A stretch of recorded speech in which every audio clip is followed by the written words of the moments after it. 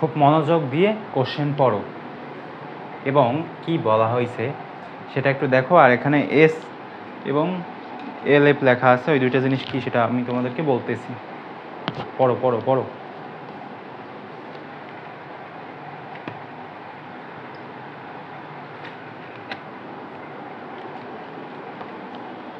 দেখো, -5 degree Celsius 1 KG বরফ, আর এটা হচ্ছে কত জুল তাপ প্রয়োগ করা হয়েছে সেটা, এটা আমাদের দরকার নাই এখন, আপাতত পরে দরকার। প্রয়োগ করা হলে সম্পূর্ণ তরলে পরিণত করা সম্ভব কি না সেটা আমাদের কাছে জানতে চেয়েছে। কি জানতে চাইছে? যে এই বরফটাকে তরলে পরিণত করা সম্ভব কি না এই এত জুল তাপ দিয়ে, ঠিক আছে, সেটা আমাদেরকে বের করতে হবে। তো আমরা কি করতে পারি? আমরা একটা সূত্র জানি, যে দেখো, বুঝবা না এখনই, বুঝবা না, একটু আমার সাথে একটু করলে বুঝতে পারবা।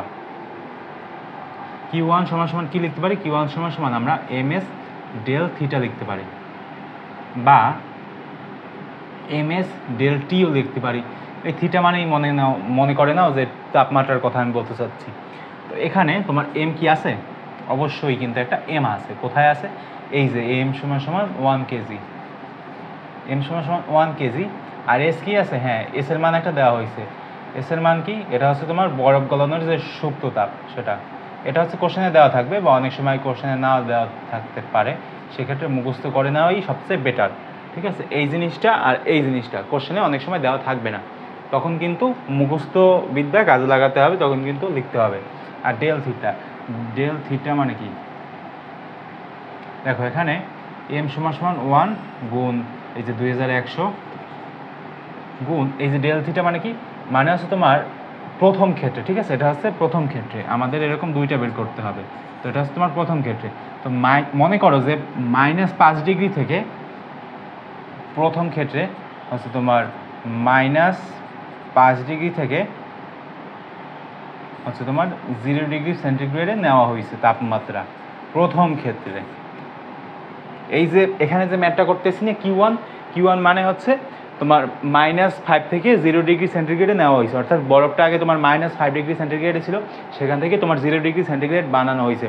এখনও কিন্তু বরফটা ওই কিউবিক আকারেই আছে, ঠিক আছে, মনে করো এই প্রথম ক্ষেত্রে।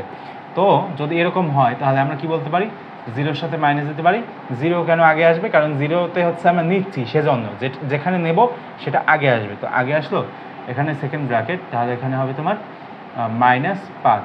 তো যেহেতু প্লাস হবে এখানে, সেহেতু 1 গুণ 2100 +5। এখন তুমি ক্যালকুলেশন করো, ক্যালকুলেশন করে দেখো যে এখানে কত আসে। খুবই সহজ। সরি, এখানেই তো গুণ হবে আসলে।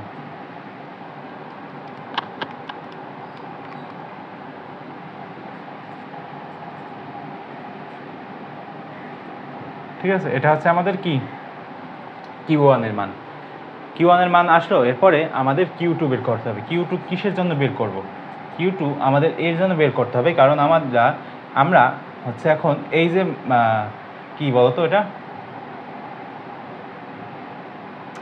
সরি, এখানে তোমার এই যে এখন এটা বরফ আছে না, 0 ডিগ্রি সেন্টিগ্রেডের বরফ, 0 ডিগ্রি সেন্টিগ্রেডের বরফ থেকে, মানে Q2 এর বেলায় আর কি, Q2 এর বেলায় 0 ডিগ্রি সেন্টিগ্রেডের বরফ থেকে 0 ডিগ্রি সেন্টিগ্রেডের পানিতে কনভার্ট করতে হবে। তো এই ট্রান্সফর্মটা করার জন্য আমরা হচ্ছে Q2 আনলাম। Q2-তে কী লিখতে পারি? MLF। এটা হচ্ছে তোমার বরফ যখন পানিতে গলে যাবে তখন যে আপেক্ষিক যে সূত্রটা আসে সেটা হচ্ছে এই যে দেখো 3.34 গুণ 10⁻³ ঠিক আছে। আচ্ছা, এটা হচ্ছে তোমার 3 হবে নাকি 334 হবে আমার ঠিক মনে নেই। আচ্ছা, যেটাই থাকুক সেটাই হবে এখানে। 334 গুণ 10⁻³। তো এটা যদি হয়, আর এর সাথে গুণ হবে কি বলো তো? এম তো দেওয়া আছে 1। তো যদি 1 যদি তোমার গুণ হয় তাহলে এখানে যেটা আছে সেটাই থেকে যাবে, গুণ 10⁻³। তো এখন এই যে Q1 আর Q2টা যোগ করতে হবে। কেন যোগ করতেছি দেখাচ্ছি তোমাদেরকে।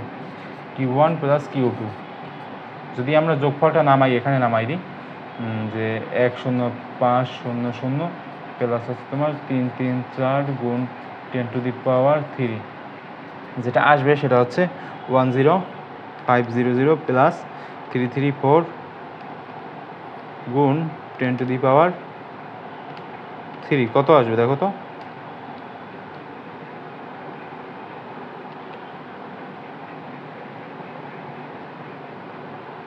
যেটা আসবে সেটা হচ্ছে